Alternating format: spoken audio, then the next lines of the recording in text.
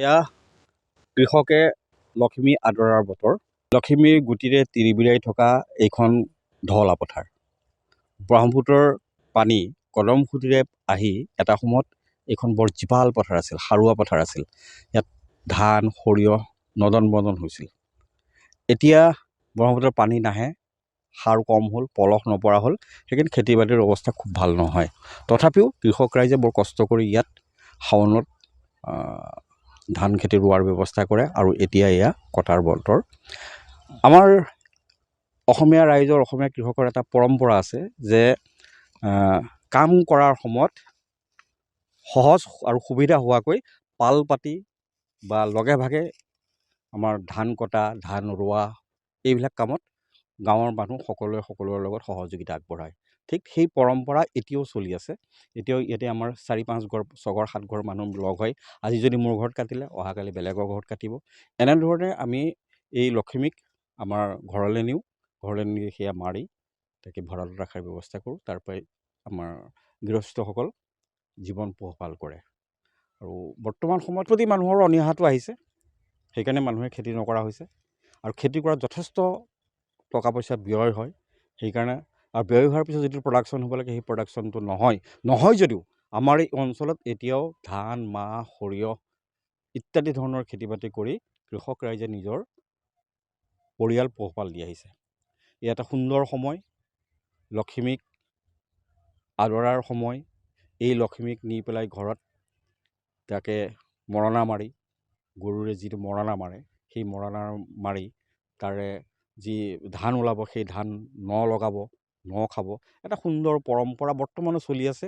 আৰু আমি আশা ৰাখিছোঁ নৱপ্ৰজন্মৰ সময়তো যাতে এই পৰম্পৰা চলি থাকক আৰু এনেধৰণেৰে কৃষি পথাৰবিলাক কৃষিৰে উভৈনদী হওক। আমাৰ অসমীয়া বা আমাৰ নতুন প্ৰজন্মই কৃষিৰ প্ৰতি যাতে গুৰুত্ব বাঢ়ে, ইচ্ছা বাঢ়ে, পথাৰখনক নিজৰ উপাৰ্জনৰ পথাৰ হিচাপে যাতে ব্যৱহাৰ কৰিব পাৰে, এইখিনি আমি আশা ৰাখিছোঁ। আমাৰ দাৱনীসকল আছে, দাৱনীসকলে যথেষ্ট কষ্ট কৰি এতিয়া এয়া ধান কাটিছে। ইয়াৰ পিছতে তেওঁলোকে এই কষ্টক মাঘ মাহত তেওঁলোকে আনন্দ উৎসৱ কৰিব, ভোগৰ উৎসৱ পাতিব। সকলোকে আমি শুভেচ্ছা জনাইছোঁ। ৰোৱনীসকলৰ এটা ব্যৱস্থা আছে, ইয়াতে কোমল চাউল, বুট, আদা, জলকীয়া এনেকৈ ঘৰত কাটি আনিব, সেইখিনি ইয়াতে সুন্দৰভাৱে খাব। আৰু যেতিয়া ৰ'দটো পকা হ'ব, যেতিয়া দুপৰীয়া হ'ব, তেতিয়া কি কৰে, ৰবাব টেঙা, এই ৰবাব টেঙা আনি পেলাই ইয়াত কাটি খোৱাৰ এটা পৰম্পৰা আছিল। এতিয়া অৱশ্যে সেই ৰবাব টেঙা পাবলৈও নাই, কিন্তু তথাপিও মাজে মধ্যে কেতিয়াবা এই ধাননি পথাৰত ধান কাটি থকাৰ সময়ত এই আমাৰ যিটো বিৰিয়া হয়, সেই বিৰিয়াত বহি তাতে মহিলাসকলে বা ল'ৰাসকলে ৰবাব টেঙা কাটে। সেই ৰবাব টেঙা খাই জ্বলা তলা দি পেলাই খুব ফূৰ্তি কৰে। আৰু ঠিক তেনেকৈ এতিয়াহে গাড়ী চাড়ী আহিছে, আগতে বিৰিয়াত বা বাওঁকাত ধান এনেকৈ বিৰিয়ে বান্ধি পেলাই লৈ যায়। আৰু যাওঁতে ইমান ধুনীয়া লাগে, এই যে ধানৰ আগবিলাক যে এনেকৈ নাচি নাচি যায়, এটা সুন্দৰ পৰিৱেশ, এটা গাঁৱৰ পৰিৱেশ। আমাৰ গৰু গাড়ীত আমাৰ আগতে ধান নিছিল পথাৰৰ পৰা। এইখন মোৰ পথাৰ, ইয়াৰ পৰাই আমাৰ ঘৰলৈ গৰু গাড়ীৰে ধান নিছিলে। সেইবিলাক আমাৰ এতিয়া নষ্টালজিক, আমি মানে পুৰণা কথা, ভাল লাগিছে এতিয়া সুঁৱৰি পেলাই। সেই পৰিৱেশটো যেন আকৌ ঘূৰি আহক, আমাৰ সেই ল'ৰালি যেন আকৌ পুনৰ উভতি আহক, এনেকুৱা এটা ভাৱ হয় এতিয়া।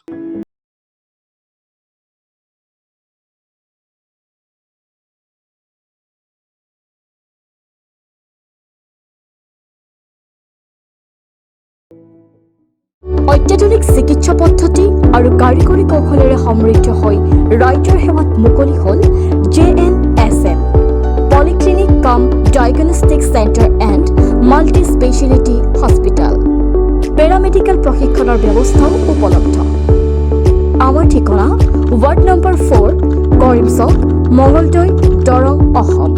ফোন নম্বৰ 6001887100 আৰু 6003048093।